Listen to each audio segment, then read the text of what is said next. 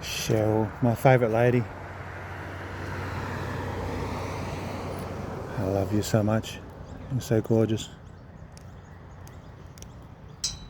Where you fluff your feathers up to say thank you, you're so beautiful. Your eyes, wow. I do get lost in your eyes.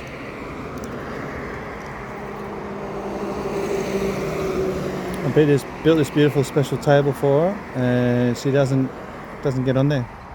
She just loves it when I come to her with my hand and say thank you.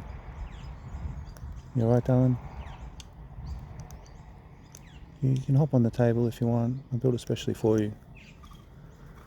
Oh, you look beautiful today. You can have a bath today. Oh.